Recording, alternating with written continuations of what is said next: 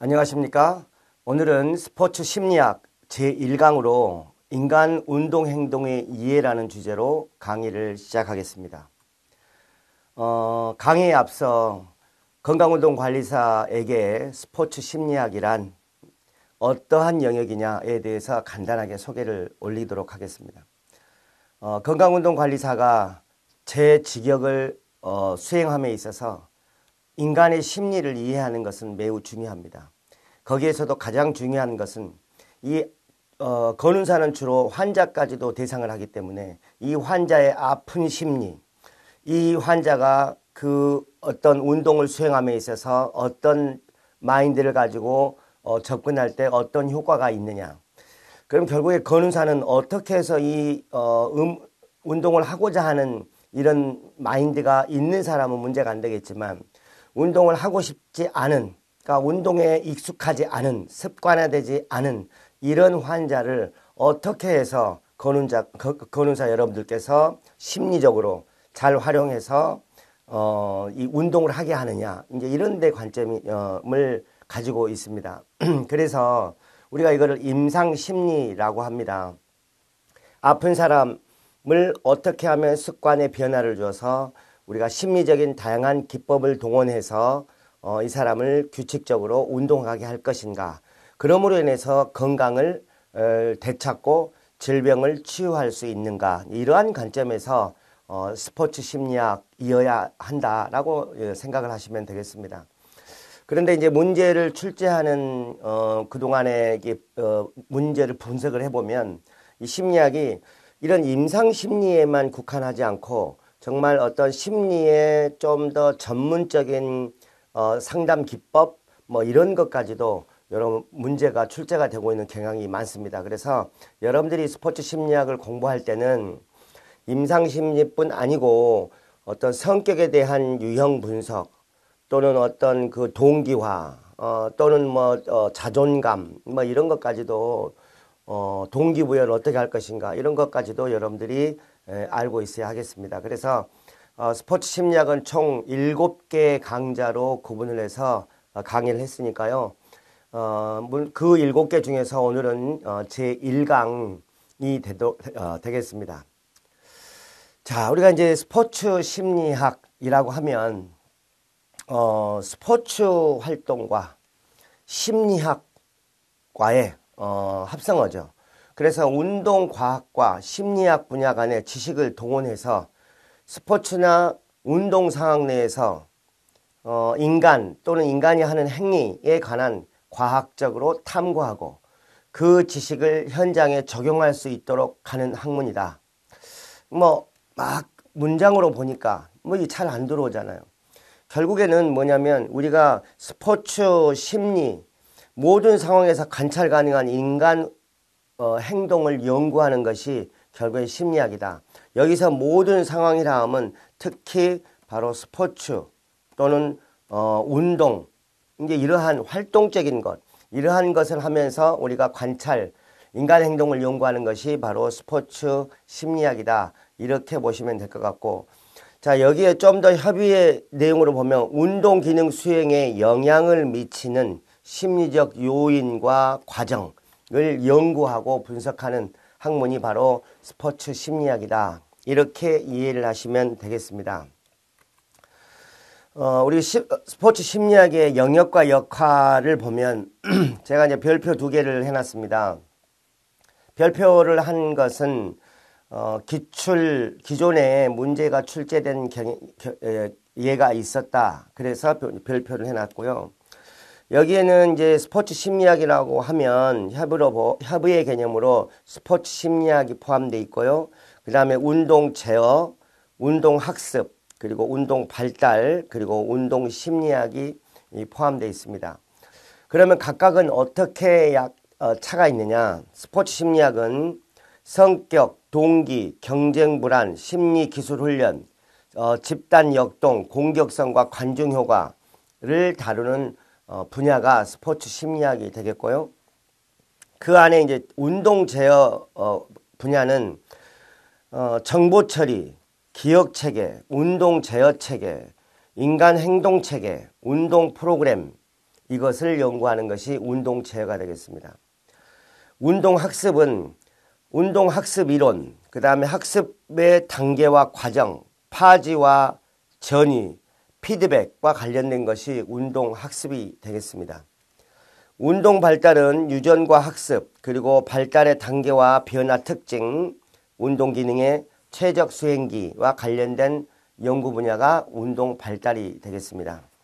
그리고 운동 심리학은 운동의 심리적 효과와 기제, 운동 참가를 계속할 것이냐 아니면 운동을 하지 않을 것이냐에 관련된 것, 부상의 심리, 약물 중독과 관련된 영역이 운동 심리학이 되겠습니다. 우리가 일반적으로 이 지금 나누어진 5개의 영역이 스포츠 심리학에 포함된 하위 세부 영역이다. 이렇게 이해를 하시면 되겠습니다. 자, 그래서 먼저 우리가 운동 제어, 운동 학습, 운동 발달을 보게 되면, 자, 운동 제어라고 하는 것은 운동을 내가 하는 행위를 어떻게 할까 제어하는 거예요. 스스로 내 몸에서 행동을 하기까지의 내 심리적으로 이거를 어떤 동작을 어떻게 해라라고 내 머리가 지시를 내리고 그 내 몸이 그거를 따라가는 그런 행위입니다. 어떤 동작을 어떻게 할 것인가. 지금 이 영상을 그림을 보시게 되면 굉장히 예술적인 그림이죠. 자, 이 손끝 하나하나, 발끝 동작을 보세요. 손끝과 발끝을 보십시오. 자, 그리고 이 눈의 시선 처리, 이런 것들은 모든 것이 다 인간의 운동 제어가 되지 않으면 이 동작들이 나올 수가 없는 겁니다. 그래서 제어라고 하는 것은 내 동작 하나하나의 행위를 내 스스로 컨트롤하고 또는 그 동작을 하게 하고 하는 이런 세부적인 것들이 바로 운동 제어다라고 말씀드릴 수가 있겠고요. 운동 학습이라고 하는 것은 그러면 이 무용수들이 이 동작을 할 때까지는 많은 반복적 연습을 하였을 겁니다. 반복적 연습을 하면서 잘못된 자세를 개선하려고 했을 것이고 또 이 동작을 수행함에 있어서 집중적 연습을 했을 수도 있고 또는 분산 연습을 했을 수도 있고 그러니까 다양한 방법을 동원해서 학습 과정을 하였을 것입니다. 이걸 운동 학습이라고 하는 거예요. 자, 운동 발달이라고 하는 것은 우리가 이제 어렸을 때부터 성인이 될 때까지의 신체적인 변화가 있을 텐데 이 과정을 올라가는 향상되는 과정 중에서 부상이 발생할 수도 있고 또는 어떤 하다가 더 이상 향상이 없이 정체기가 왔을 수도 있고 이제 이러한 과정을 우리가 연구하는 것이 바로 운동 발달이 되겠습니다. 결국에 우리가 스포츠 현상을 보게 되면 저희가 어찌 보면은 TV에서 나오는 우리 훌륭한 선수들은 보면 많은 이러한 것들을 극복한 그런 선수들이었을 수도 있겠습니다. 그러나 우리 유소년들의 경기를 보면 많은 부족한 부분이 보일 수가 있겠죠. 자, 이러한 과정들은 운동 제어와 운동 학습과 운동 발달이 향상되어가는 과정에 있는 것입니다. 그러나 프로급의 선수들을 보게 되면 이러한 과정들을 거쳐서 좀 더 향상된 퍼포먼스를 저희가 보고 있는 것이죠. 그래서 운동 제어를 조금 더 보시게 되면 운동 제어는 인간 움직임의 특성과 그 움직임이 어떻게 조절되는지를 연구하는 학문입니다. 자, 그래서 우리가 기억 체계와 운동 제어 체계로가 동원돼야 하는데 우리가 운동을 하면 그 운동을 하는 어떤 행위들이 기억을 하게 됩니다. 물론 한 번 해서 기억을 할 수가 없겠죠. 반복하는 과정을 통해서 기억을 하겠죠. 그러면 이 기억이 때로는 단기 기억이 될 수도 있고 때로는 장기 기억이 될 수도 있죠. 학습이 반복적으로 진행됐다고 하면 그 기억은 장기 기억으로 올 것이고 그렇지 않고 새로 내가 취득한 어떤 동작이라고 하면 단기 기억이 될 수도 있겠죠. 자, 그러면 단기 기억이라고 한다면 내가 아직 내 뇌리에 완전히 각인되지 않았기 때문에 이 단기 기억은 감각 안충 장치와 작업을 기억하는 이런 능력에 의해서 운동 제어가 작동이 될 겁니다. 근데 이제 우리가 장기 기억으로 내 머릿속에 들어갔다. 그러면은 이 장기 기억은 서술적 기억과 비서술적 기억으로 구분을 할 수가 있어요. 즉 서술적 기억이라는 것은 내가 기억을 하는 과정에서 이게 어떤 스토리를 만들어서 저장이 될 수도 있고, 자, 그 다음에 이 비서술적 기억이라고 하는 스토리는 없지만 어떤 걸 연상을 해서 그것이 바로 나오는, 우리가 기억 암기법도 여러분들 공부하실 때 막 단어를 외우는데 어렵잖아요. 그러면 그거에 대한 연상을 하시죠. 자, 그렇게 할 수도 있고, 스토리를 만들어서 할 수도 있고, 자, 이제 이런 스토리를 만들어서 하는 기억들, 이 기억들이 바로 이제 일회성 기억일 수도 있고, 어떤 의미를 부여하는 수도 있고, 그러니까 우리가 여러분들이 운동 제어를 하는 데 있어서 이 기억이라고 하는 것은 내가 머릿속에 이거를 저장해 놓은 것을 내가 어떤 동작을 함에 있어서 저장된 기억을 꺼내서 움직임으로 표현하는 거잖아요. 꺼내서 움직임으로 표현하는데 그와 똑같은 상황이라고 한다면 그러면 꺼내서 그냥 쓸 수도 있겠지만 상황이 약간 다르다고 하면 꺼내서 쓰는 과정에 있어서 다른 단기 기억들이 또 동원될 수도 있겠죠. 그래서 약간의 수정과 변형을 할 수 있을 것입니다. 이 운동 제어라고 하는 것이 바로 그런 거예요. 우리가 학습한 것들, 움직임의 특성을 분석해서 내가 어떤 동작을 할 것인가, 그러면 그걸 어떻게 내가 조절할 것인가, 내 기억 속에 있는 걸 꺼내 쓸 것인가, 아니면은 기억 속에 있는 것을 꺼내서 일단 쓰고 그것을 현장에서 변형할 것인가. 이제 이런 일단 꺼내 쓰는 과정을 우리가 운동 제어라고 얘기를 합니다. 자, 운동 학습은 운동 과제를 반복적으로 수행함에 따라서 나타나는 능력의 변화입니다. 운동을 학습하는 거예요. 자, 여기에는 운동의 횟수가 증가할수록 반복적으로 할수록 선택 반응 시간이 감소하죠. 그렇죠?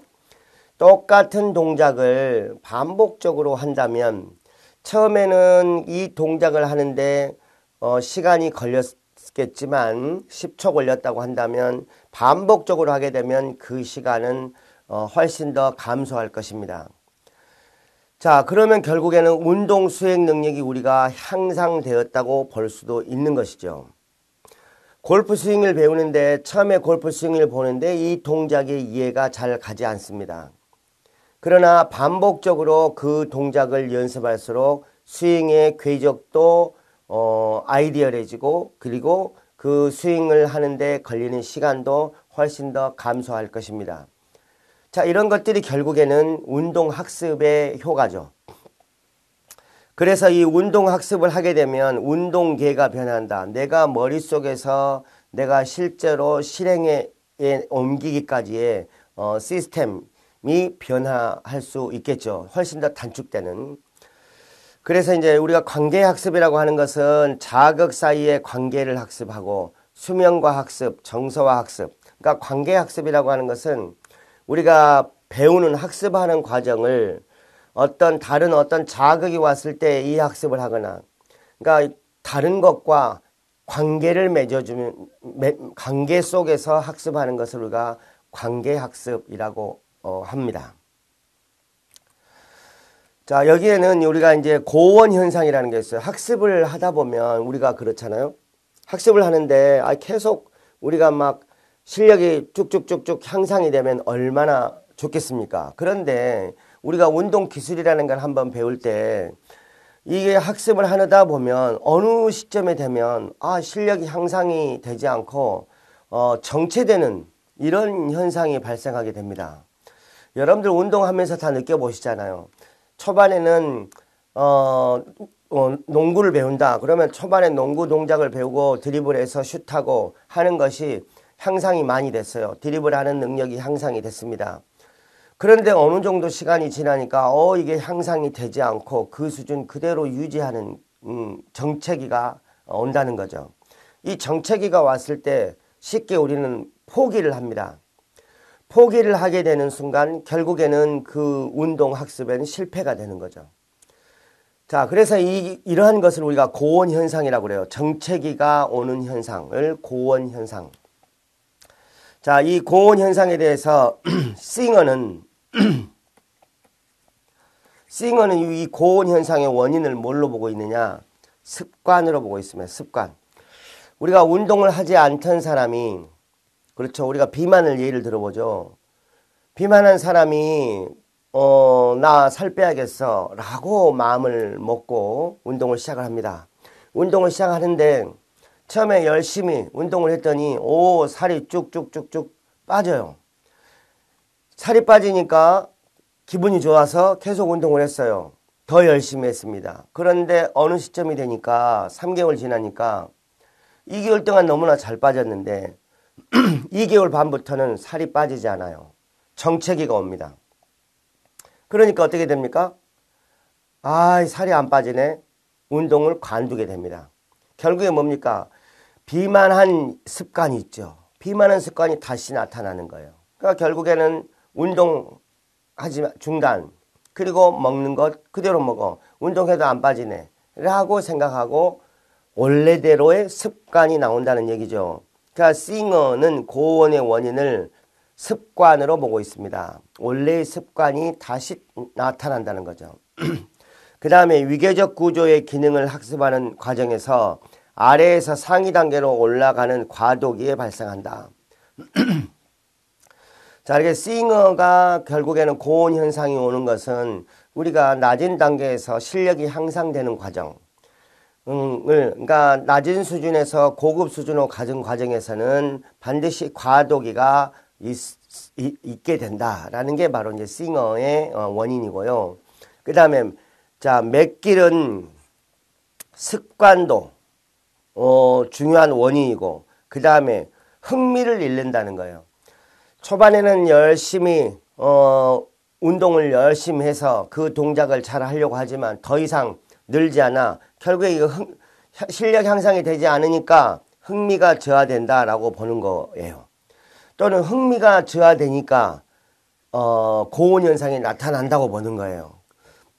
그리고 피로, 주의력 결핍입니다. 골프를 치는 사람들은 초반에는 골프 연습을 엄청 많이 합니다.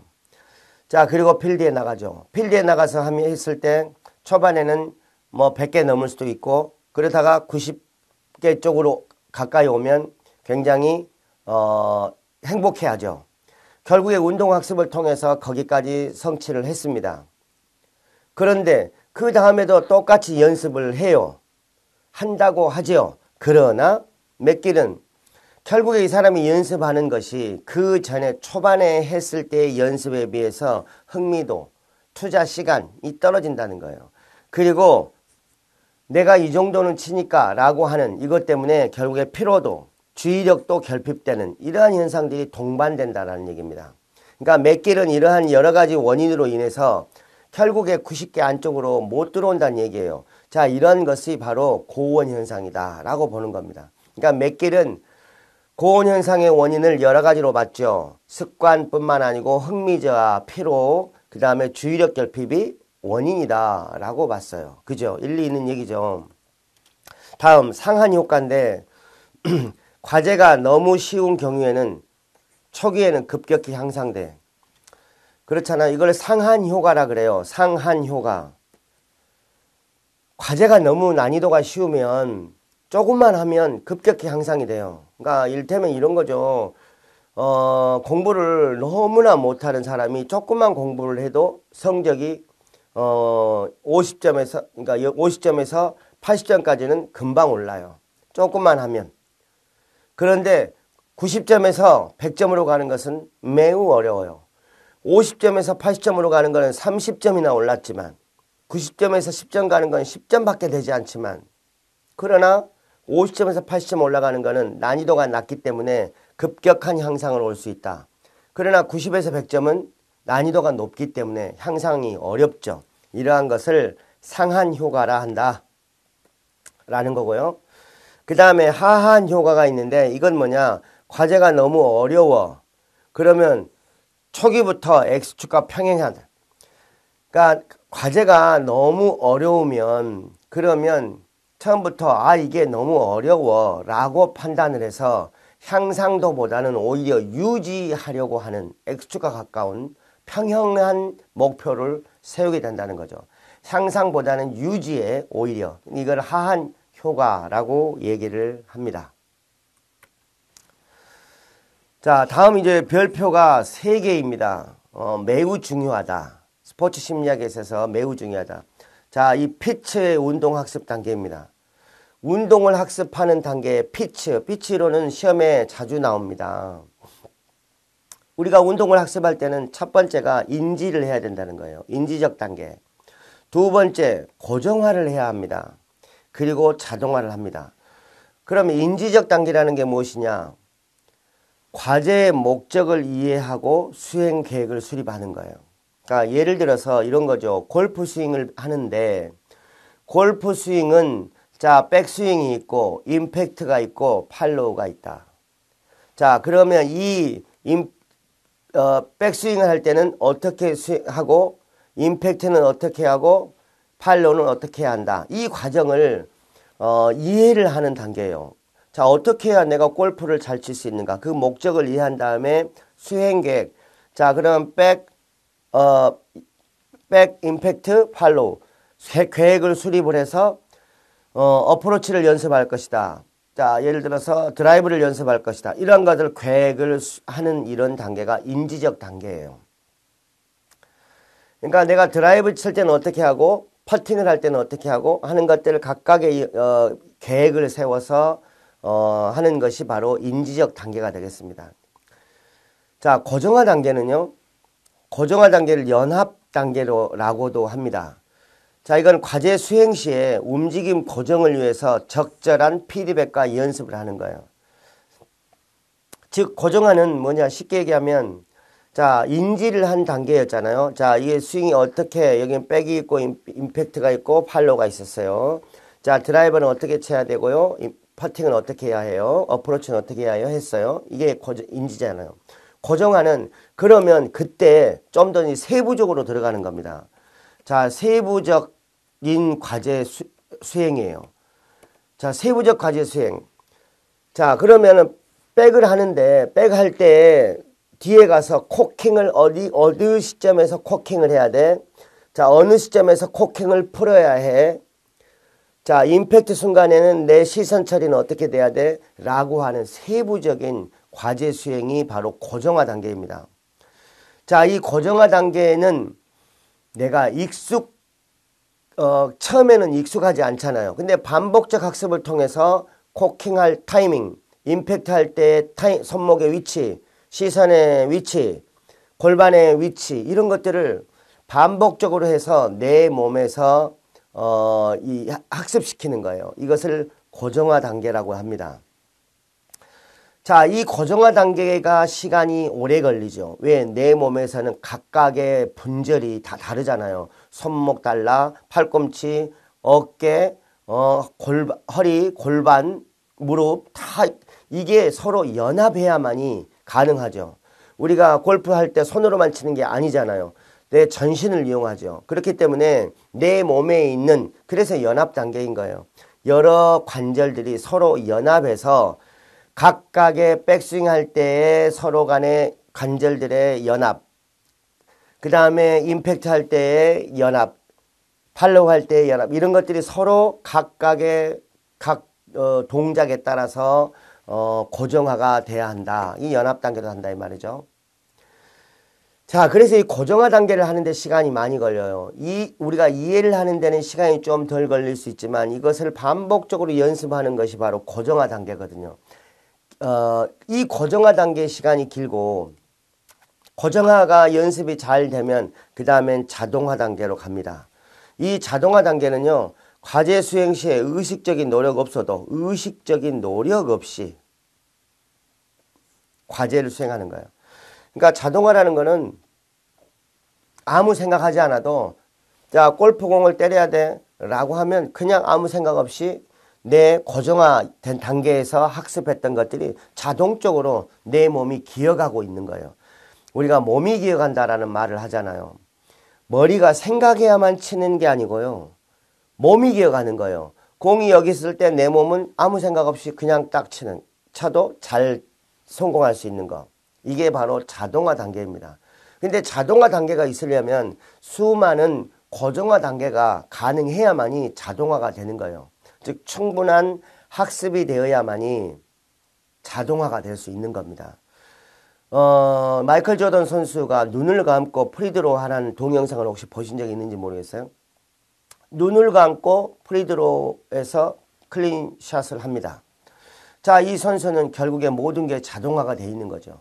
자, 프리드로 라인에서 골대까지의 거리, 골대의 높이, 이것이 내 몸의 모든 것이 다 자동화가 되어 있는 거예요. 그만큼 많은 연습이 되어 있기 때문에 눈을 감고도 거리와 높이와 이런 것들이 다 내 몸 안에 들어와 있는 거죠. 그뿐 아니죠. 환경, 바람에 이것까지도 고려했기 때문에 충분히 눈을 감고 클린슛을 할 수 있었던 거예요. 이게 다 자동화 단계. 반복적인 연습을 해서 고정화 단계가 충실하면 그러면 자동화 단계로 갈 수 있는 겁니다. 이게 바로 피치의 운동학습 단계입니다. 그래서 여러분들이 이거는 피치는 자 인지, 고정, 그 다음에 자동 이렇게 여러분들이 꼭 기억을 하시기 바랍니다. 다음 아담스의 운동학습 단계가 있습니다. 피치의 운동학습 단계가 시험에 많이 출제가 되는 거고요. 아담스는요. 언어 운동 단계와 운동 단계로 구분을 해요. 그러니까 조금 피치보다는 좀 더 단계가 조금 더 간결하죠. 자, 이건 뭐냐면 언어 운동 단계라고 하는 것은 인지 고정화를 하나로 묶은 거예요. 자, 우리가 이건 이렇게 해야 해 라고 이제 언어 운동이잖아요. 그러니까 말로 설명을 해요. 그러면 이거는 백스윙 어떻게 하고 어떻게 임팩 어떻게 하고 하는 거야 라고 해서 인지를 하고 그 인지한 것을 고정까지 같이 해당하는 것을 언어 운동 단계라고 얘기를 해요. 그리고 운동 단계를 피치의 자동화 단계에 해당한다라고 얘기를 합니다. 그러니까 여기에서 여러분들은 아담스는 그러니까 피치 운동 단계를 반드시 여러분들이 기억을 하셔야만 되는 거죠. 아담스는 피치 운동 단계를 두 단계로 나누었다. 이렇게만 여러분들이 이해를 하셔도 될 것 같습니다. 다음 젠타일. 자, 젠타일도 역시 많이 나옵니다. 젠타일. 자, 젠타일 역시 시험에도 한번 나온 바가 있고요. 젠타일의 운동학습 단계는 자, 움직임 개념 습득 단계에서 고정화 및 다양화 단계로 구분을 했어요. 자, 움직임 개념 습득 단계를 움직임의 형태, 환경, 특징을 구분하여 학습하는 단계다 라고 했고요. 그 다음에 그러니까 거의 인지 단계하고 거의 비슷하죠.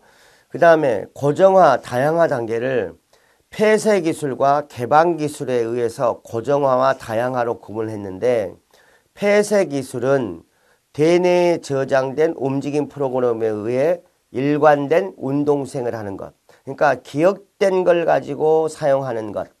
그 다음에 개방 기술은요. 기억체계에 저장된 동작 이거를 참조하고 실제 동작 간의 오류에 대한 피드백 정보를 활용하는 것이 바로 개방 기술이에요. 그러니까 우리가 예를 들어 실내 연습장에서 골프 스윙을 많이 했어요. 자, 그러면 이걸 기억이 됐습니다. 기억이 돼서 자동화가 됐어요. 머리에 딱 대뇌에 저장이 됐네요. 그러니까 자동화가 되어 있기 때문에 그 환경에서는 잘 치죠. 그런데 필드를 나갔습니다. 갔더니 바람이 부네요. 바람이 부니까 이게 안 맞아요. 인도어에서는 바람 없을 때 이렇게 딱 치니까 너무 내 몸이 거기에 기억하고 있는데 필드에 나가서 바람이 불고 그 다음에 지면이 막 이렇게 높낮이가 다르고 하기 때문에 이거에 대해서 만약에 기억된 자동화를 가지고 한다면 전혀 안 맞죠. 그런데 우리가 이게 젠타일의 고정화 다양화 단계라는 거는 폐쇄 기술만 가지고 하는 게 아니고 결국에는 현장에서의 피드백, 개방 기술을 기억된 걸 가지고 하다가 결국에는 실제 해보니까 이게 인도에서는 잘 맞았는데 필드 나와서 보니까 이게 안 맞네. 실제 동작하고 오류를 기억을 하는 겁니다. 실제 인도에서는 이렇게 쳐도 잘 맞았는데 필드 갔더니 바람을 생각을 안 했네. 그러면 그거를 필드에 가서 학습을 하겠죠. 바람의 영향. 그러면 이거를 피드백을 정보를 활용합니다. 이 피드백을 시켜요. 그래서 다시 이걸 저장을 합니다. 피드백을 저장을 해서 다시 필드에 나갔어. 그럼 바람 부는 날. 그러면 내가 인도에서 이런 연습했어.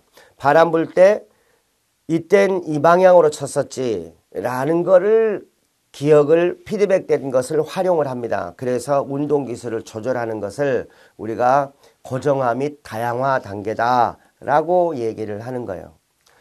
그래서 젠타일은 이제 이게 포인트예요. 포인트. 움직임 개념 습득에서 고정화 다양하다. 고정화 다양화라고 하는 것은 대뇌에 기억된 것 플러스 현장에서의 그런 경험, 학습을 피드백을 시켜서 활용하는 것을 바로 개방 기술을 갖고 있다. 이것을 젠타일의 운동학습 단계라고 이해를 하시면 되겠습니다. 다음 번스타인이에요. 번스타인. 자, 번스타인의 운동학습 단계가 있습니다. 자, 번스타인의 운동학습 단계도 역시 시험에 나옵니다. 자, 자유도의 고정 단계, 자유도의 풀림 단계, 반작용의 활용 단계예요. 여기는 자유도를 라는 개념을 씁니다. 자, 자유도의 고정 단계는 새로운 운동 기술을 할 때 동원되는 자유도를 고정을 한다라는 거예요. 자유도의 고정이라는 게 무슨 말이냐 그러면 물체의 운동을 설명하기 위해서 필요한 변수의 개수예요.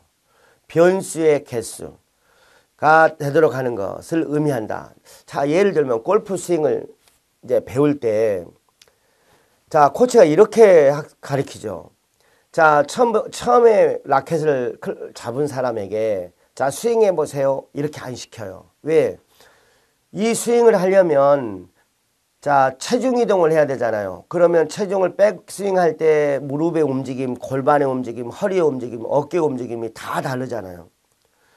자, 그리고 포핸드 했을 때 또 다르죠. 그러니까 결국에는 각각의 관절들이 움직이는 게 너무나 다 다양하죠. 자유도가 너무 많다는 거예요. 그래서 처음에 어떻게 가르칩니까? 하체는 완전히 고정하고요. 팔로만 가볍게 때리는 연습을 시켜요.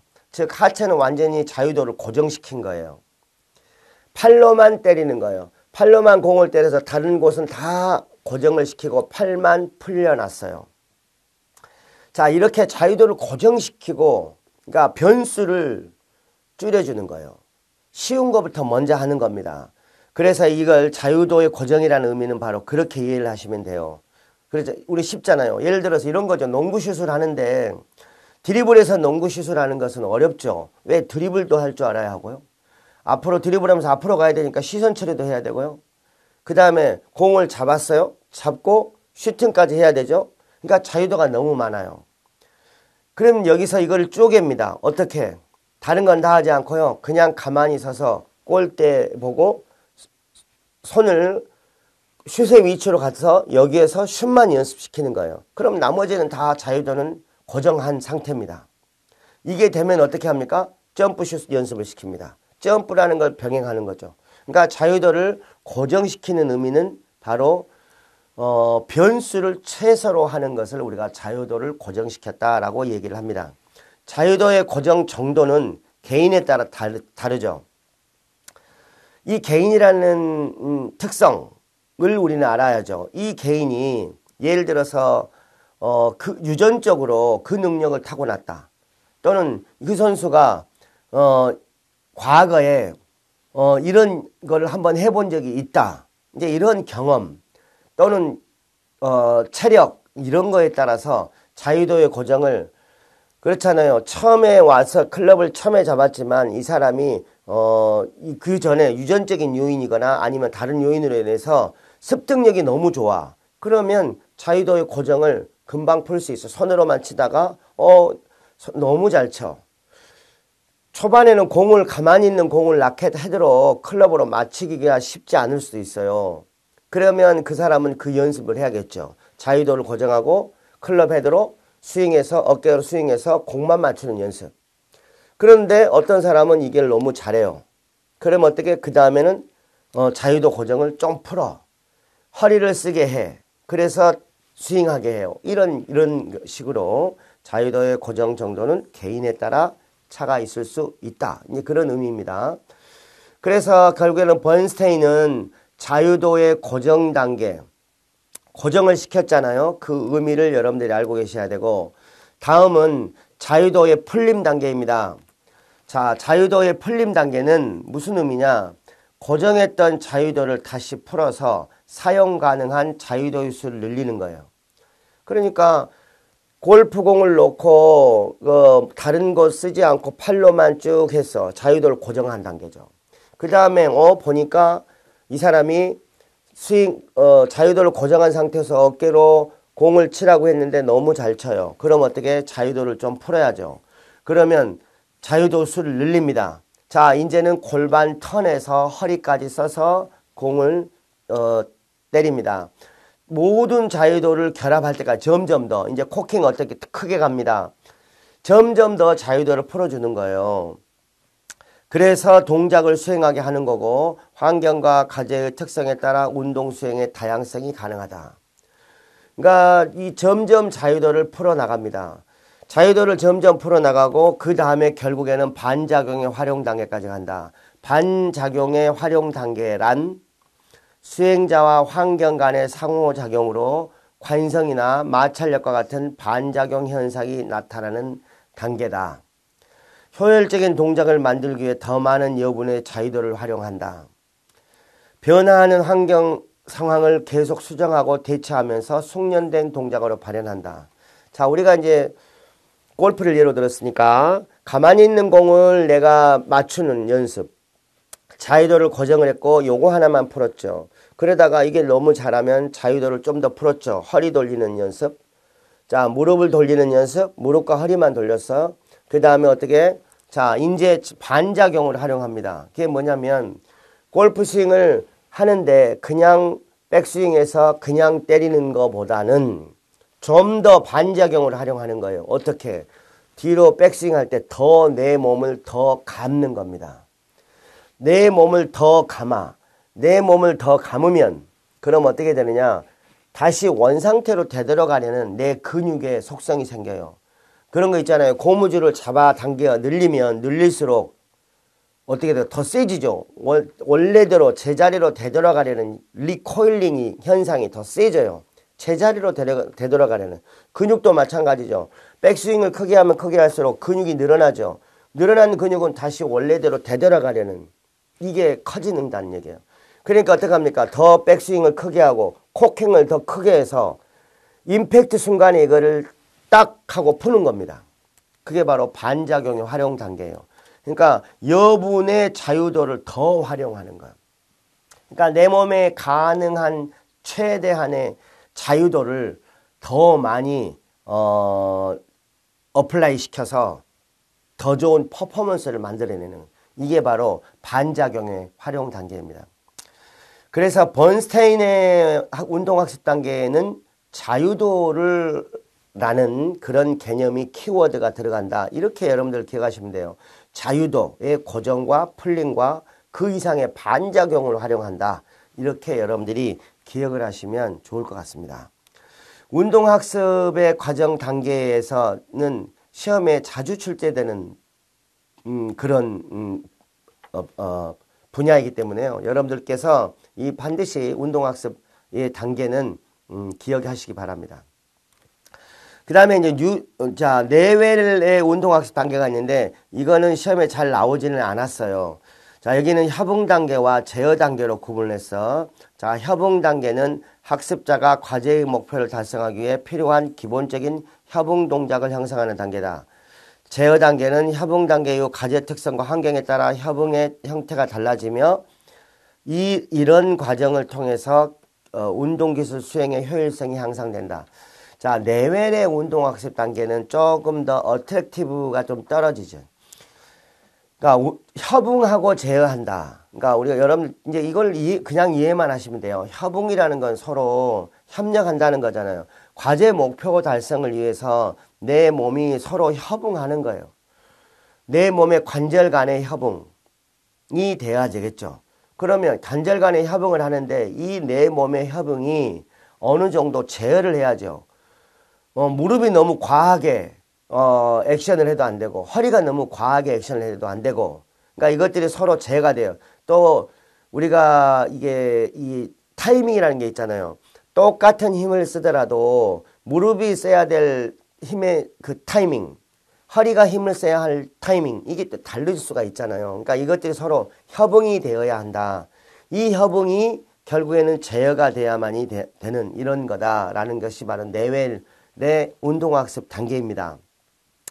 그래서 여러분들이 기억을 하실 때 반드시 그 연구자, 학자가 어떤 이론을 얘기했는가 이거를 아시는 게 중요해요. 사실 시험 문제에서 이런 운동학습을 주장한 사람은 누구인가 이렇게 나왔을 수 있잖아요.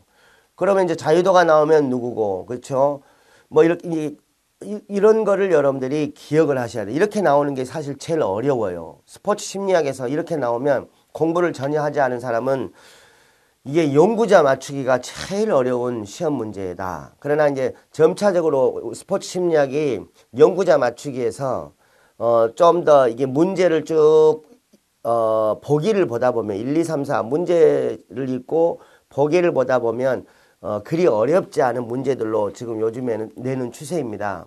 그러나 만약에 어렵게 낸다고 보면 운동학습의 단계에서 협응 단계 후 제어 단계로 넘어가는 것을 주장한 사람은 누구인가 이렇게 나오면 그러면은 여러분들이 이제 몇 명 중에서 룰하고 시켜야죠. 아 이건 누구 아니야 누구 아니야 아담스 아니야 그렇게 해서 답을 찾으셔야 된다 이거죠. 자 그렇게 하시면 좋을 것 같고 그 다음에 운동학습 시의 주요 요인은 일단은 기억. 당연히 운동학습이니까 기억을 해야죠. 기억에는 크게 3단계로 구분을 해요. 지각하고 저장하고 인출하는 거예요. 그렇잖아요. 내가 기억하고 지각하고 지각이라는 거는 감각이잖아요. 감각기관이 정보를 내 뇌에 전달하니까 일단은 지각이 먼저예요. 감각기관이 내가 뭔가를 보는 거, 그 동작을 눈으로 보는 거, 설명을 듣는 거 이런 것이 감각기억이에요. 그 다음에 감각기억이 어떻게 합니까? 뇌로 가서 저장을 하죠. 저장을 할 때 처음부터 장기 저장하지 않죠. 단기 기억을 합니다. 내가 보면 아하 그래 저 동작 저렇게 하는구나 라는 거를 봤으니까 이게 머리로 가죠. 그러면 이게 단기 기억이에요. 그 순간은 기억을 하지만 다음날 자고 나면 그 동작이 기억이 잘 안 나요. 그래서 단기 기억을 합니다. 저장. 그 다음엔 어떡합니까? 이제 장기 기억을 하죠. 단기 기억을 반복적으로 하게 되면 결국에는 이게 내 몸 기억에서 완전히 저장이 됩니다. 자, 그런 지각과 저장과 인출이라는 3단계를 갖게 돼요. 그러니까 완전히 저장이 되면 내가 꺼냈을 수 있는 그런 상태까지 딱 가는 것을 인출이라 하는 거죠. 자, 그 다음에 파지예요. 파지는 연습으로 향상된 운동기술의 수행력을 오랫동안 유지할 수 있는 능력이에요. 내가 기억된 것을 오랫동안 할 수 있는 능력을 파지라 한다. 파지에 영향을 미치는 요인은 자, 운동 과제의 특성, 과제의 복잡성이나 운동 기술의 유형에 따라서 자, 환경의 특성, 환경에 따라서 학습자에 따라서 파지에 영향을 미친다. 자, 연습을 막 많이 했어요. 그러면 이 연습을 하는 것이 내 몸에서는 딱 기억을 하죠. 뇌에서 장기 기억이 딱 돼. 그러면 장기 기억은 됐는데 내 몸이 따라주지 않으면 안 될 수도 있죠.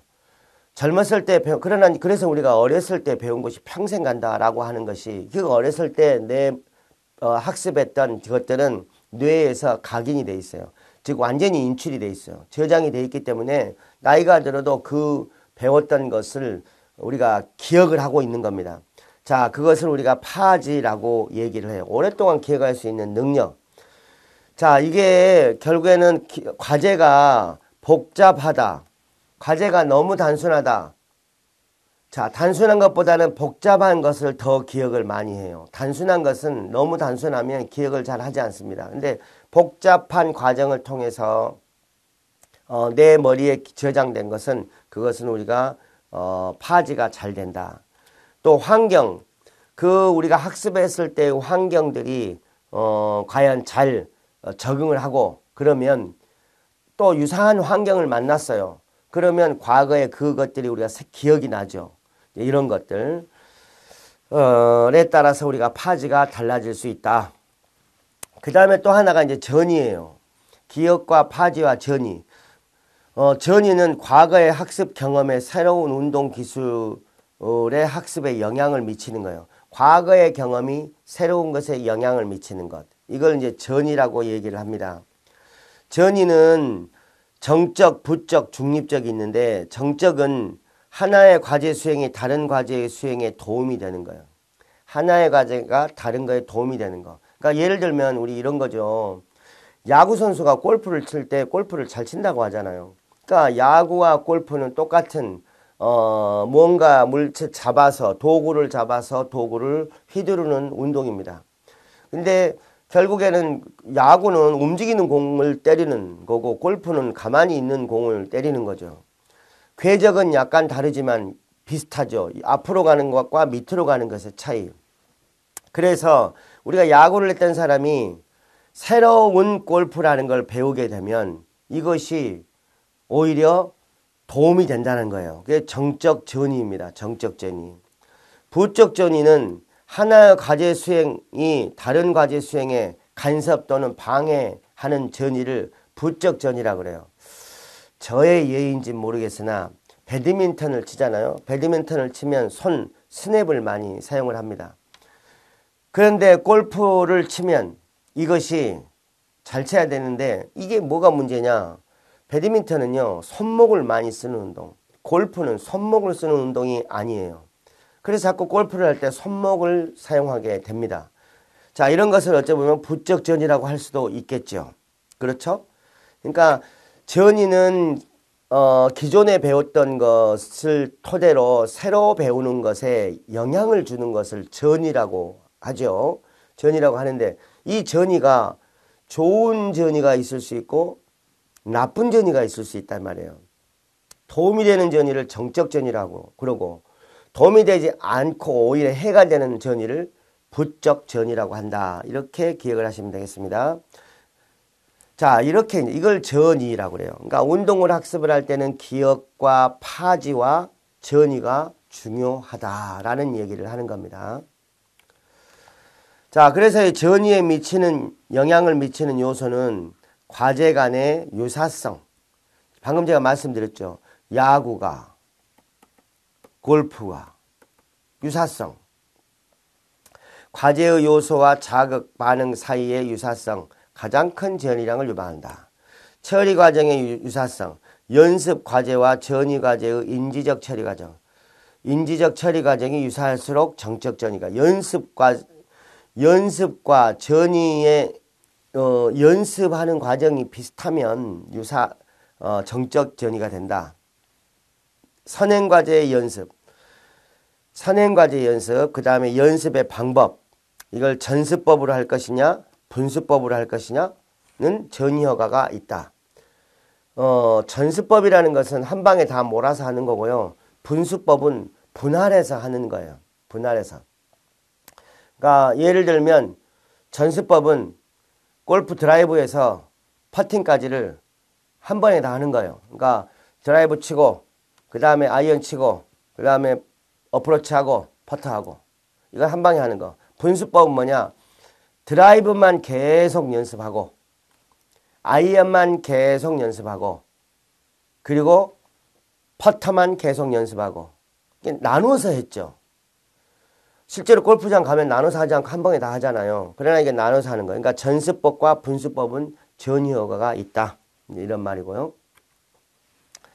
자, 우리가 이제 효율적인 운동 학습. 어떻게 하면 우리가 효율적으로 운동을 배울 수 있느냐. 자, 일단은 연습의 구성인데 연습 구간의 시간과 빈도, 연습의 유형, 연습의 순서, 실제 연습에 할당된 시간 등을 고려해야 한다. 실제 시합 상황과 유사한 상황을 해야 돼요. 골프라고 하면 골프는 어떻게 처음에 드라이버 치고 이렇게 아이언 치고 어프로치하고 퍼터로 가잖아요. 실제가. 그럼 이것과 유사한 연습을 하는 것이 좋다 이 말이에요. 연습의 가변성을 고려한 환경 경험. 바람이 부는 날 골프를 칠 수 있죠. 시합을 할 수 있죠. 그러면 바람 부는 날과 똑같은 그러한 유사한 날에 가서 연습을 했어. 역시 이것도 많은 결과에 효과가 있겠다. 그러니까 우리가 이제 연습을 실제와 유사한 연습을 하면 그러면 효율적인 운동학습이 된다는 거예요. 저희가 전지훈련들을 많이 가죠. 전지훈련을 동계든 하계든 전지훈련을 많이 가는 종목들이 있죠. 자, 왜 갑니까? 결국에 전지훈련이라는 걸 통해서 많은 실제 상황과 유사한 연습 게임을 하려고 하는 거예요. 예를 들어서 이게 그 내고장에서만 하면 연습할 상대가 없을 수 있죠. 그러면 실제 상황의 연습을 해야 되는데 우리끼리만 나누어서 시합을 하면 실제 상황과는 조금 더 괴리감이 있을 수 있잖아요. 실제와 똑같은 상황을 만들어야 돼. 그러면 어떻게 전혀 다른 팀과 같이 연습 게임을 하는 거예요. 그러기 위해서 전지훈련을 갑니다. 전지훈련을 갈 때 그럼 혼자 갑니까? 아니죠. 다른 팀들과 같이 묶어서 갑니다. 축구면 축구 다른 종목과 유사한 실력을 갖고 있는 비슷한 실력을 갖고 있는 팀들과 서로 약속을 해서 같이 전지훈련을 갑니다. 그래서 같이 연습 경기를 해보는 거죠. 그러니까 반복된 시합, 실제 시합 상황과 유사한 조건을 만들어서 계속해서 연습 게임을 해봄으로 인해서 실제 상황과 유사한 상황을 만들어서 결국에는 효율적인 이 운동학습을 하고자 함이죠. 자, 여기 이제 맥락간섭이라는 게 있는데 맥락간섭은 연습을 하는 데 있어서 기능상 간섭을 일으키는 것을 맥락간섭이다 라고 얘기를 합니다.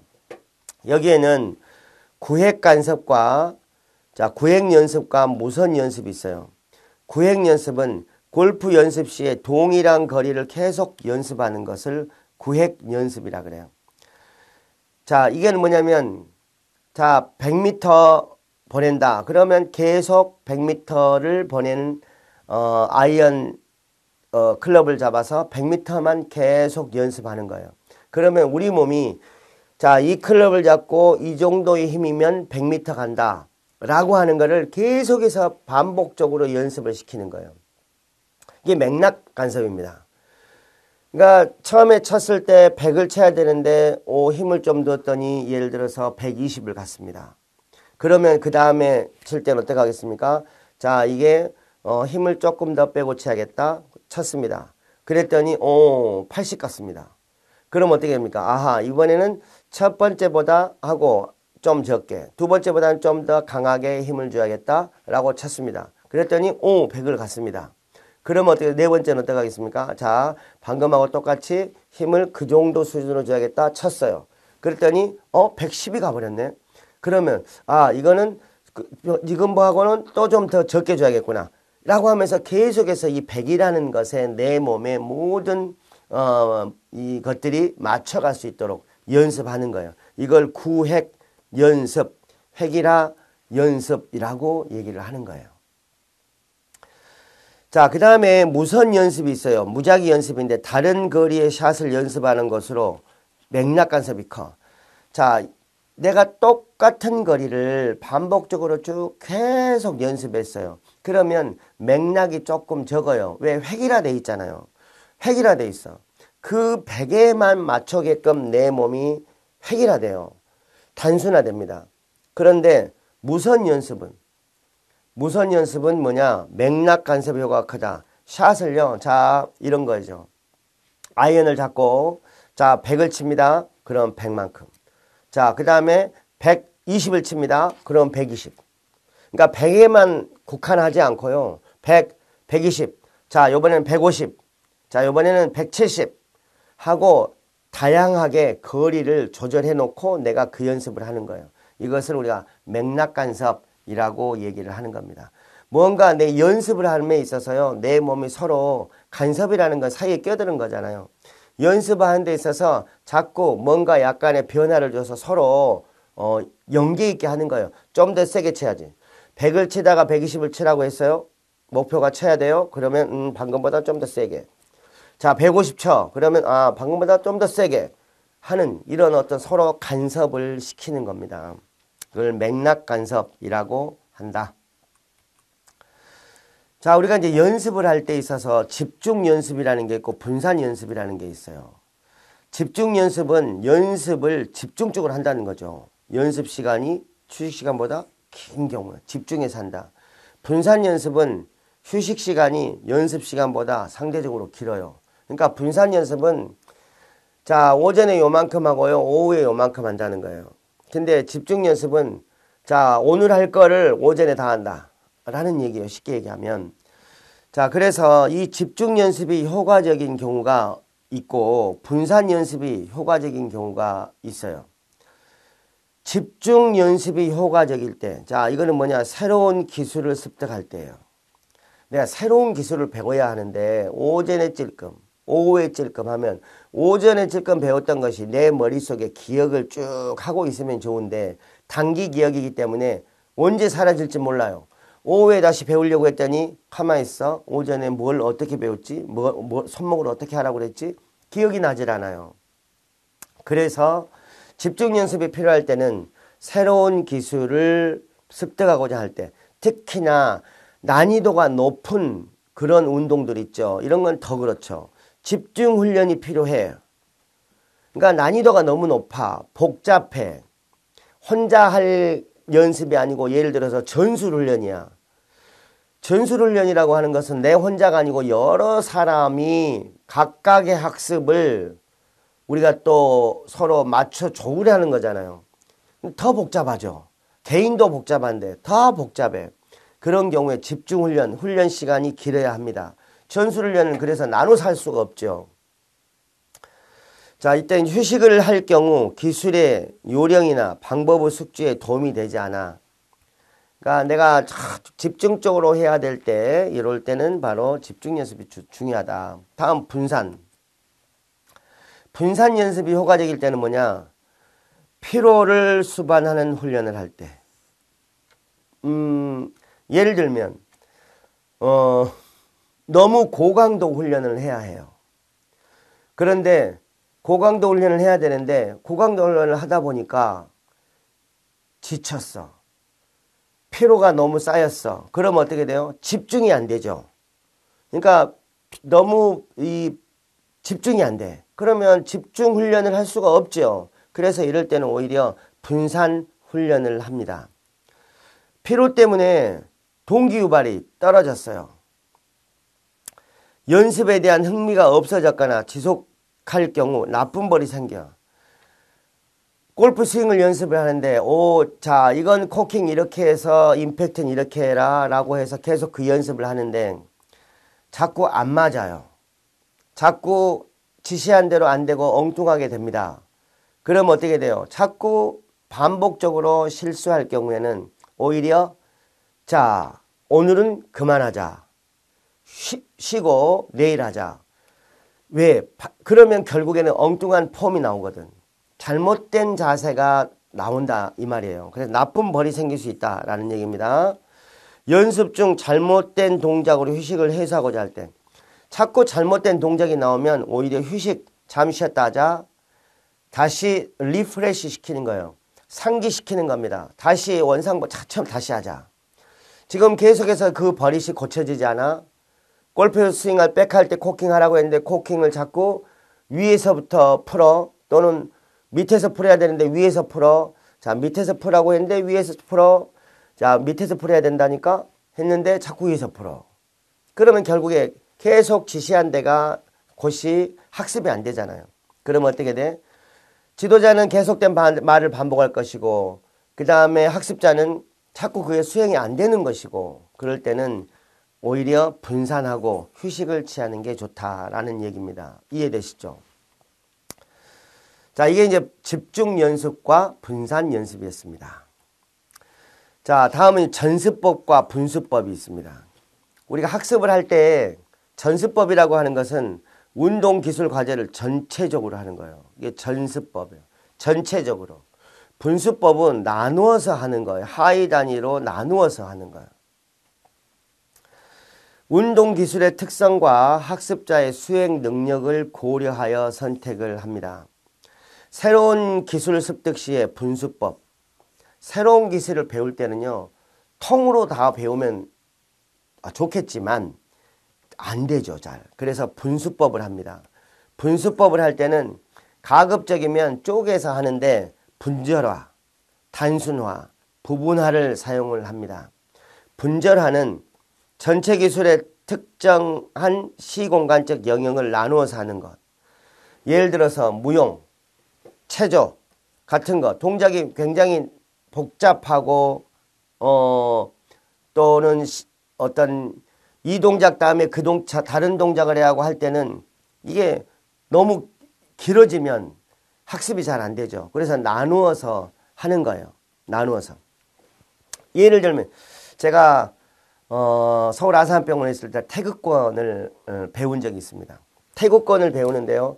태극권에 이 18무가 있어요. 그러니까 18개의 동작을 하는 거예요.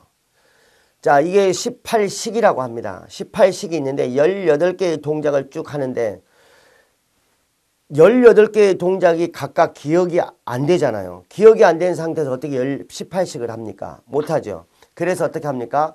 일식을 먼저 배웁니다. 일식. 그러면 첫 번째 동작 일식을 배워요.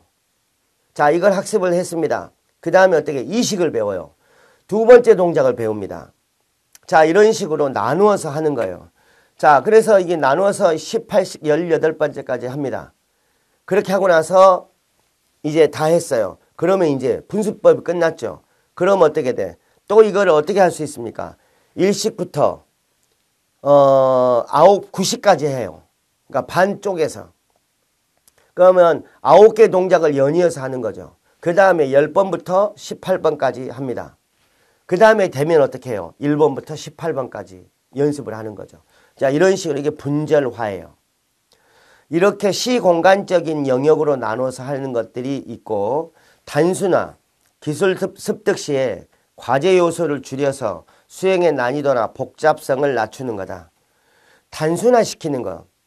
수행의 난이도나 복잡성을 낮추는 거. 이걸 단순화한다.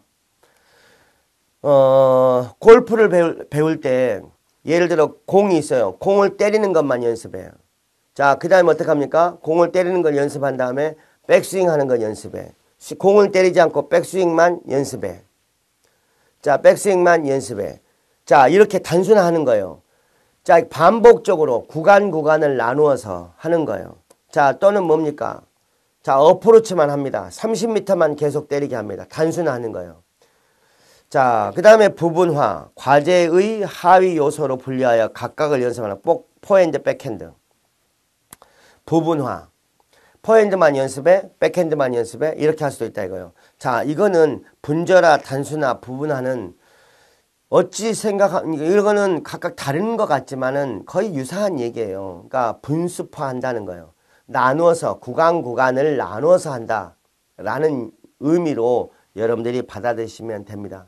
그래서 운동학습을 할 때 전수법을 해야 하는데 전수법이 복잡하잖아요. 다 외워야 하고 동작을 이해해야 하니까 그리고 내 몸이 기억을 해야 하니까 그래서 전수법이 좋은데 근데 문제는 전수법이 어려우니 이것을 나눠서 분수법을 먼저 해보는 거다. 분수법을 쪼개서 나누어서 하면 그럼 훨씬 더 우리 몸에 학습이 된다. 근데 계속 분수만 하면 뭐가 안 돼요? 전습이 돼야 돼요. 그래야 실제 상황은 전습으로 이루어지는 거니까. 그래서 분습을 하면 이것을 다시 마지막에는 실제와 똑같은 상황으로 실시하는 것. 이제 그렇게 해야 이걸 이제 전습법이라 하는 겁니다. 그렇게 기억을 하시면 좋겠습니다. 전습법, 분수법 선택 시 고려 사항입니다. 자, 학습자의 능력이 우수할 경우 전습법해라. 학습자가 숙달되는 능력, 이해하는 능력이 아까 제가 태국권 말씀드렸잖아요. 1부터 18 동작이 있는데 이거를 학습자가 1부터 18까지 너무나 한 방에 너무 잘했어요. 연결시켰더니 1부터 18까지 연결이 돼요. 약간 부족하지만 그러면 1식부터 18식까지 연속으로 하는 전습법이 유리하다 이거예요. 숙달시킬 때는. 다음, 그러니까 이거를 기억하셔야 돼요. 학습자의 능력이 우수하면 전습법. 연습 초기에는 분수법이 유리하다. 연습이 진행될수록 전습법이 유리하다. 자, 학습자가 연장자일수록 전습법이 유리하다. 연장자일수록 전습법이 유리하다. 그러니까 연장자일수록의 의미는 경험들이 가지고 있는 경우에는 분수법보다 전습법이 유리하다. 왜 이런 말이 나오냐? 자, 나이가 연장자, 나이가 있는 경우에는 구분 나누면 그 어떤 학습을 퀄리티가 낮다고 생각하는 거예요. 지루함을 느끼는 겁니다. 연장자일수록 지루함을 느껴요. 내가 여기서 여기까지 할 수 있는데, 처음부터 끝까지 할 수 있는데, 이거를 쪼개서, 자, 이거부터 배워야 합니다. 예를 들어서 나이가 있고 골프도 좀 치는 사람인데, 그 사람에게, 자, 퍼팅 연습만 하겠습니다. 자, 백스윙만 연습하겠습니다. 그러면 학습을 안 하죠. 포기를 하잖아요. 그래서 연장자일수록 전체적으로 스윙 연습을 하겠습니다. 하고 전습법이 유리하다라는 그런 의미예요. 전습법이 분수법보다 동기 유발의 시간과 노력이 더 필요하다. 전습법이 동기 유발의 시간과 노력이 더 필요하다. 그 다음에 집중법일 경우 분수법이 유리하고, 자, 그 다음에 분산법일 경우 전습법이 유리하다. 자, 집중법일 경우, 자, 분수법이 유리하다. 분수법은 집중할 수 있잖아요. 반대로 분산법일수록 전습법이 유리하다. 전습법은 기술이 복잡성이 낮고 조직성이 높을 경우 유리해. 전습법은, 그러니까 처음부터 끝까지 배우는 거는 너무 복잡하면 나눠서 해야 하잖아요. 아까 무용 같은 경우 18식 제가 말씀드려요. 태권권 18식. 너무 복잡해. 그러면 어떻게? 복잡하면 분습 나눠서 해야 해요. 그러나 복잡성이 낮아. 그러면 전습법이 유리하다. 분수법은 기술이 복잡하고 조직성이 낮을 경우에 유리하다. 입니다. 역시 여러분도 한 번씩 차분하게 다시 한번 읽어주시면 좋을 것 같습니다. 다음 이제 가이던스의 기법의 활용이에요. 가이던스라고 하는 것은 신체적, 언어적, 시각적 방법을 사용해서 운동 수행에 직접적으로 도움을 제공하는 과정이에요. 가이던스를 활용해라. 이 가이던스라고 하는 것이 결국에는 나의 지도자예요. 나의 지도자, 나의 리더예요. 자, 그러니까 예를 들어 시청각 자료를 활용할 수도 있죠. 예를 들어서 타이거 우즈의 폼을 보고 내가 골프 스윙 연습을 했습니다. 뭐 이렇게. 그러니까 시청각 자료가 나의 가이던스 역할을 할 수도 있고, 아니면은 나를 지도해주는 코치가 나의 가이던스가 될 수 있고, 그러니까 내가 운동을 수행함에 있어서, 학습함에 있어서 도움을 주는 것을 가이던스라고 얘기를 합니다. 수행 오류를 줄이기 위해 사용하거나 위험한 동작에 대한 두려움을 없애고 부상을 예방하기 위해 사용한다. 자, 이 축구 종목에 있어서 우리 비디오 분석관이라는 게 있죠. 이 비디오 분석관은 뭘 하는 사람이냐?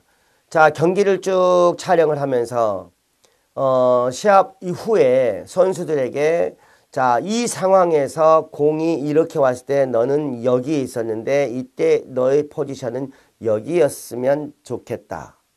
자, 공이 여기 있을 때 너는 여기 가만히 있을 게 아니고 앞으로 대시를 했어야 했다.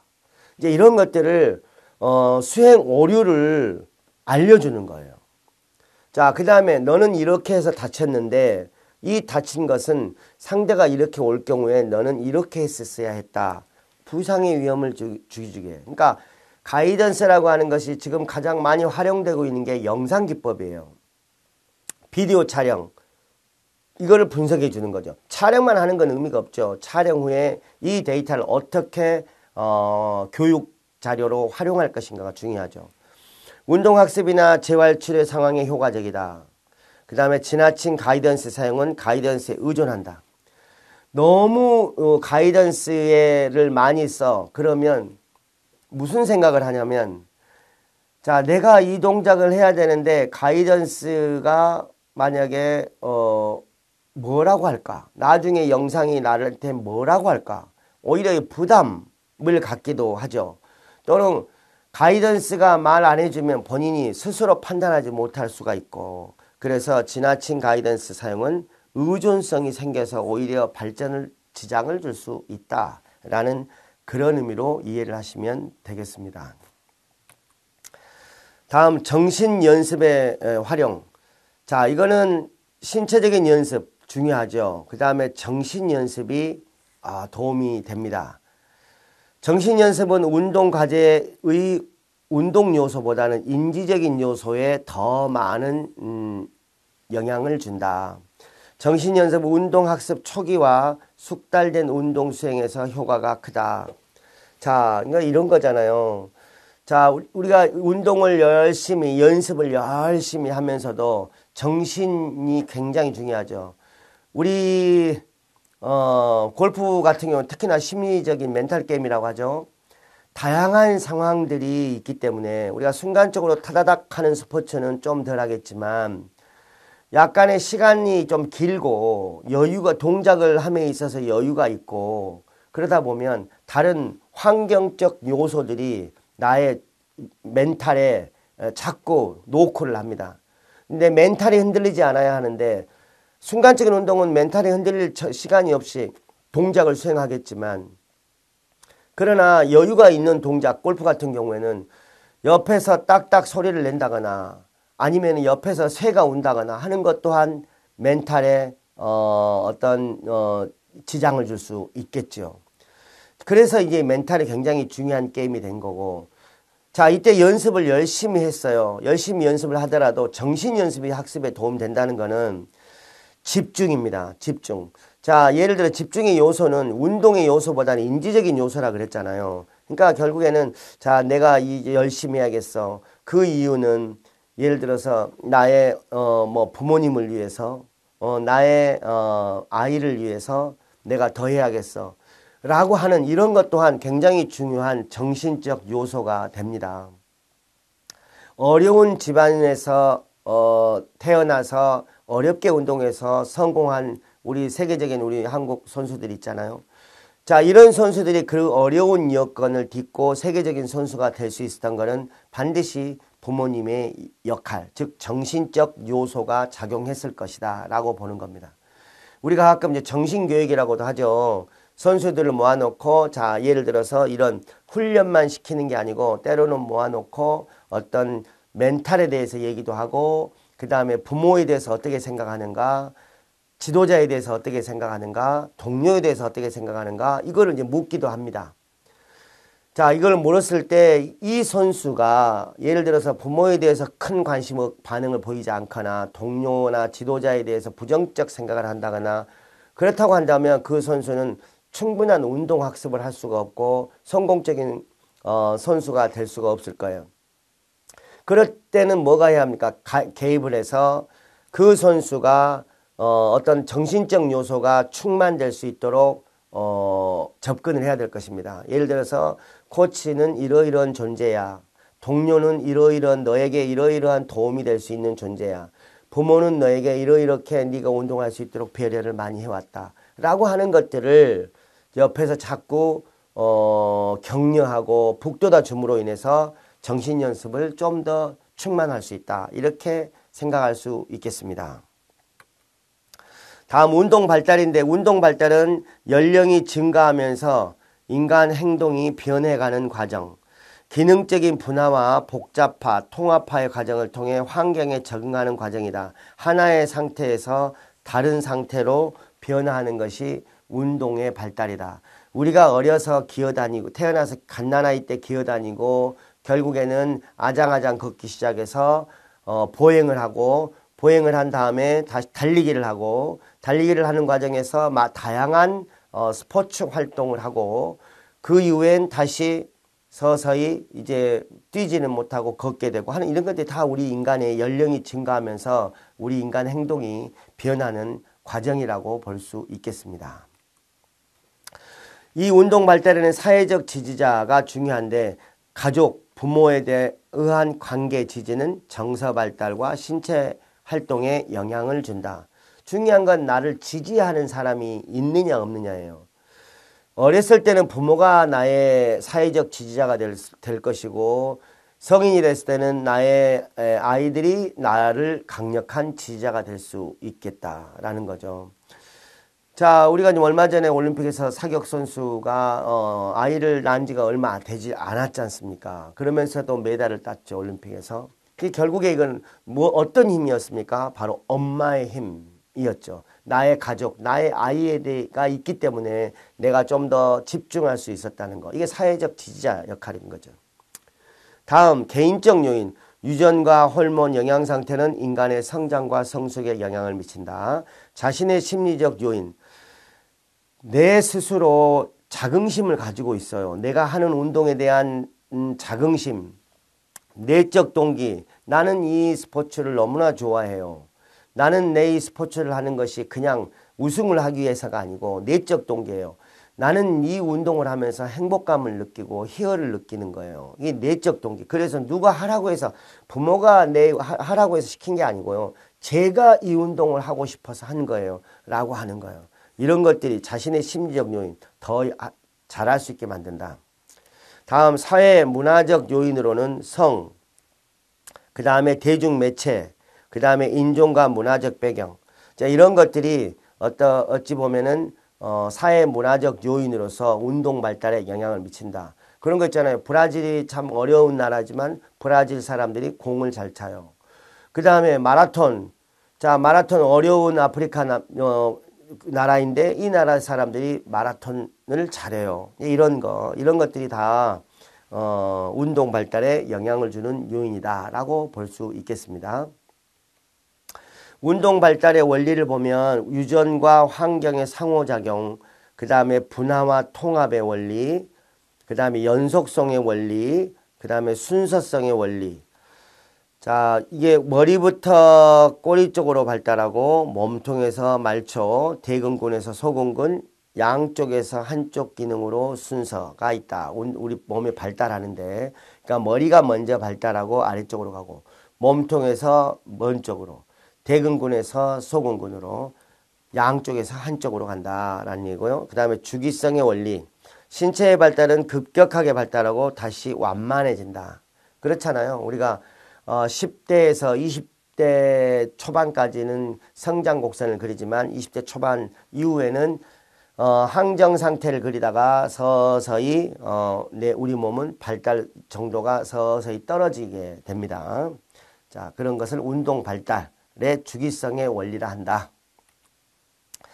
다음 이제 반사 운동 단계. 이거는 내가 반사적으로 하는 거예요. 불수의적 움직임이 있는 거. 반사 운동. 어렸을 때는 다 반사 운동이죠. 생존을 위해서 하는 반사적. 그 다음에 기초 단계는 출생부터 2년까지. 그 다음에 기본 움직임 단계는 아동 2에서 6세 시절에. 그 다음에 스포츠 기술 단계. 자, 이거는 초등학교 시기. 동작의 협응력이 발달하고 각각의 동작을 하나의 동작으로 형성하고 레크레이션 활동, 스포츠에 참여할 나이가 스포츠 기술 단계다.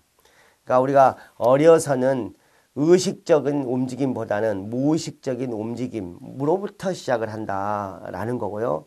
그러면서 점차적으로 그래서 기본 움직임 단계는 2에서 6세인데 이때는 뭐냐? 자신 신체에 대해서 인식하고 균형감이 발달하는 시기이고 던지기와 차기 등의 운동 기술을 하는 시기이다. 자, 회전하기와 비틀기, 뻗기, 굽히기 등의 운동 기술은 조금 어색하다. 이런 건 좀 어려운 동작들은 이 나이 때는 어색하다. 잘 못한다는 얘기고요. 그래서 이때에 2에서 6세에 운동을 하는 것이 가장 좋을 타이밍이다라고 보셔도 될 것 같습니다. 자기 몸에 대해서 이해하고 균형감이 아주 발달할 시기이기 때문에 던지기, 차기 등의 운동은 심플하잖아요. 공을 던지는 거, 발로 차는 거. 이런 것들을 2세에서 6세 정도에 한다는 거죠. 요즘에 보면 세계적인 선수들은 다 운동을 언제 시작했느냐? 바로 다 2살 때부터 시작을 했다고 하잖아요. 2살 때 공을 가지고 노는 거예요. 공 가지고 뭐 축구를 하지는 않겠습니다만은, 그러니까 발로 차고 다니는, 그냥 건드려 보는 이 정도 수준. 그러니까 어려서부터 시작하는 것이 좋다. 이게 바로 이제 운동 발달에서 나오는 얘기입니다. 그리고 이제 성장 체력은 청소년기 최고 수행 단계를 20에 30세, 30세 이후에 퇴보라고 본다라는 얘기입니다. 자, 지금까지 스포츠 심리학 제1강 인간 운동 행동의 이해라는 주제로 강의를 하였습니다. 수고하셨습니다.